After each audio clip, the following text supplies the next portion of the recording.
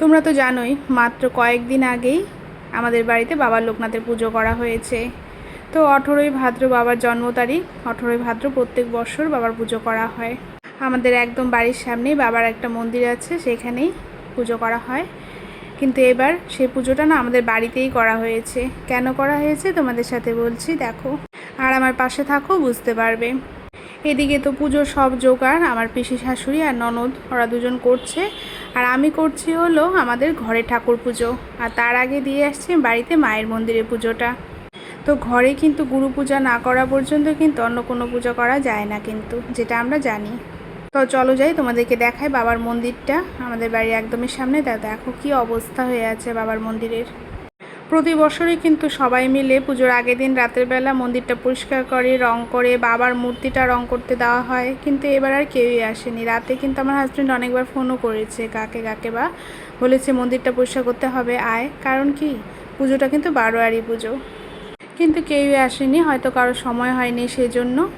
তো ওই অবস্থায় মন্দিরটা থাকলে ওখানে তার পুজো করা সম্ভব না। তো ভাবলাম বাবাকে আমাদের বাড়িতে নিয়ে এসে এবার পুজো করব। তো হয়তো বা আমার মনে হয় এটা বুঝি বাবারই ইচ্ছে ছিল। পুজোটা বারোয়ারি, কিন্তু আমরা বাবাকে খুবই ভালোবাসি, বাবা লোকনাথকে। আমার হাজব্যান্ড, আমার পিসি শাশুড়ি তো খুবই ভালোবাসে বাবা লোকনাথকে। তো বাবার পুজোটা আমরাই প্রত্যেক বছর করি। আর এই বছর তো আমার মনে হয় বাবার অনেক বড় আশীর্বাদ আছে আমাদের উপরে। সেই জন্য তো বাবা নিজে আসছে আমাদের ঘরে, আমাদের থেকে পুজো নেবে। খুবই ভালো মনে হলো, কি অনেক বড় সৌভাগ্যের ব্যাপার এটা। তো বাবার এই মূর্তিটা কিন্তু পাথরের। তো আমি আর পিসি দুজনে মিলে মূর্তিটাকে কোলে করে নিয়ে আসছি, তোমরা দেখেছো, অনেকটাই ভারী।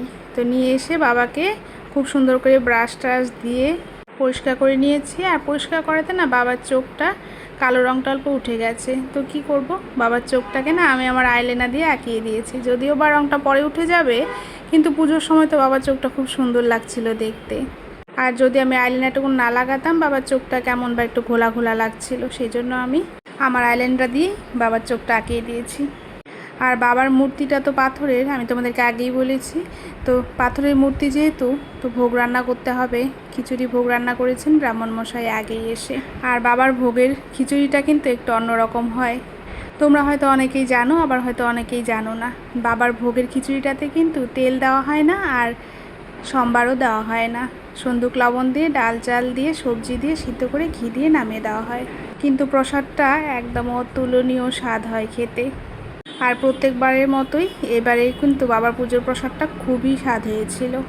আর বাবার পুজোর সময় কিন্তু অনেকেই আছে যারা এসে বাবাকে তাল মিছরি আর হলো ধূপকাঠি মোমবাতি দিয়ে যায়। বাবার তো মেন প্রসাদই হলো তাল মিছরি, খুব ভালোবাসেন বাবা তাল মিছরি খেতে। আর বাবার পুজোটাও না সেদিন খুবই ভালোভাবে হয়েছিল। আর পুজোটা করেও এত ভালো লেগেছে। আর সব থেকে ভালো লাগে কি, আমাদের ঘরে যে কোনো পুজোতেই কিন্তু আমরা সবাই মিলে একসাথে উপোস করি। আর আগে যে আমার হাজব্যান্ডের দোকান ছিল, সেই দোকানটাও কিন্তু বাবা লোকনাথের নামেই ছিল।